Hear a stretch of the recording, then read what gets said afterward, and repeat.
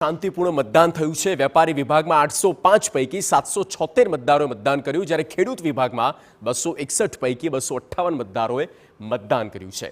ખેડૂત વિભાગમાં 98.85% મતદાન નોંધાયું છે। વેપારી વિભાગમાં 96.5% મતદાન થયું છે।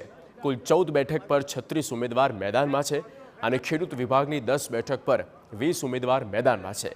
વેપારી વિભાગની 4 બેઠક માટે 16 ઉમેદવાર ચૂંટણી મેદાનમાં છે। આવતીકાલે ઊંઝા એપીએમસી ચૂંટણીની મતગણતરી હાથ ધરવામાં આવશે। લોકોએ ઉત્સાહભેર જેને જે રીતે વોટિંગ કરવું હોય એ રીતે કરશે, એ જ અભિલાષ।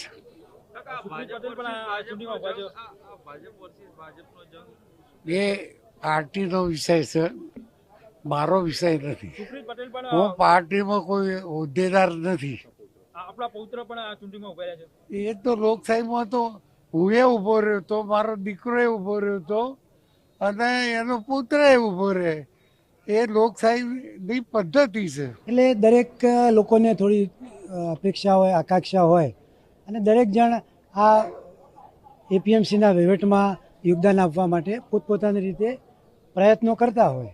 આ ચૂંટણી છે, ભારતીય જનતા પક્ષે જે મેન્ડેટ આપ્યો છે એ ઉમેદવારોને અમે વિજેતા બનાવવા પ્રયત્નશીલ અને કટિબદ્ધ છીએ। સાહેબ, છેલ્લી ઘડી સુધી ખેડૂત વિભાગની બેઠકો સમરસ કરવા આપના કાર્યાલય ખાતે પણ પ્રયાસો કરવામાં આવ્યા, પણ નિષ્ફળ નીવડ્યું ભાજપ। શું કહેશો?